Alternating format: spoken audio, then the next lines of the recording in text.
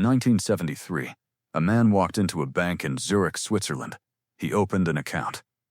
He deposited a single coin. Not gold, not silver. A single, ordinary coin worth less than $1. The banker laughed. But the man was not joking. He said, "In 20 years, I will return, and this coin will be worth everything." The banker, confused, processed the account. The man left, and he was never seen again. For 20 years, the coin sat in a vault. Forgotten, ignored, worthless then. In 1993, a letter arrived at the bank. It was handwritten. It read, "I am coming to collect my coin. I will arrive on the 3rd of December at exactly noon. Please have it ready." The bank prepared. The coin was brought up from the vault. A small ceremony was arranged. Employees gathered. The clock struck 12. The doors opened, and a man walked in. But he was not the same man. He was younger. 20 years younger, he wore the same suit. He had the same face, same eyes, same voice. He said, "I have returned for my coin." The bank manager, trembling, handed him the coin. The man held it up to the light. He smiled. And then he said, "Do you know what this coin is worth now?" The manager shook his head. The man replied, "It is worth a question. And the question is this: who am I?" He placed the coin on the counter and walked out. He never returned. The bank manager kept the coin. He showed it to experts. They examined it. It was ordinary, worthless, but then they found something. On the edge of the coin, there was a tiny inscription. It read, in Old German, "The past is not a place. It is a prison." The manager was haunted. He spent years searching for answers. He found the man's original account file. It was thin, a single page. It listed the man's name as Carl Miller. No address, no date of birth, no occupation, no nationality. But at the bottom of the page, in faded ink, there was a note. It read, "This man has no identity. He has erased himself." Voluntarily, the same phrase, the same mystery. The manager traveled to Berlin. He searched old records. He found a Carl Miller who had been a scientist in the 1940s. A physicist. He had worked on secret projects during the war. He had vanished in 1945, declared dead in 1950. But here was the problem, that Carl Miller would have been 80 years old in 1993. The man who walked into the bank that day looked no older than 35. The manager found another record.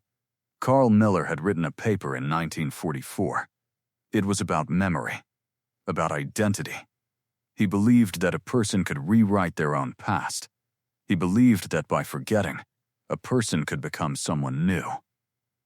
He called it the blank slate theory. The paper was suppressed by the Nazi regime. Deemed too dangerous, Miller disappeared shortly after. The manager spent 10 more years searching. He found a letter written by Miller in 1945. It read, "I have discovered how to reset myself. I will be born again. I will be no one. And then one day, I will return, and I will ask the question that no one has answered." The manager died in 2009.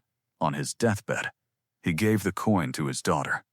He said one day, "Someone will come for this coin. They will ask you the question, and you must answer."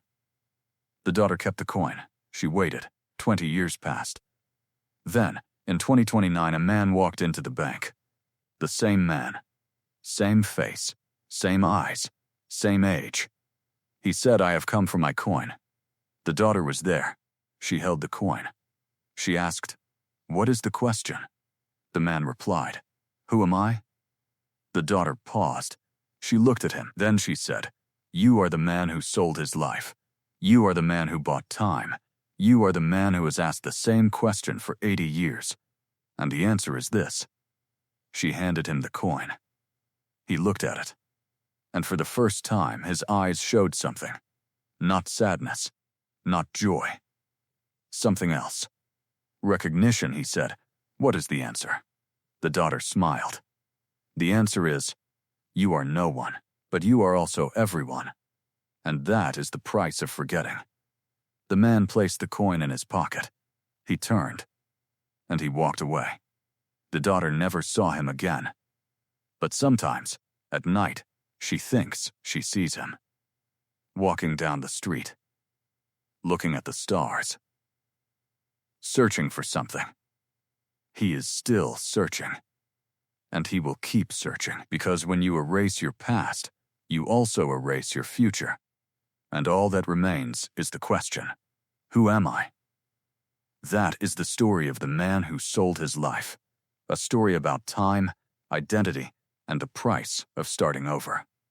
If you enjoyed this video, please subscribe to this channel. I make animated documentaries about strange stories, dark history, and the mysteries of the human mind. Thank you for watching. And remember, the past is not a place. It is a prison. But the door is always unlocked. See you in the next video.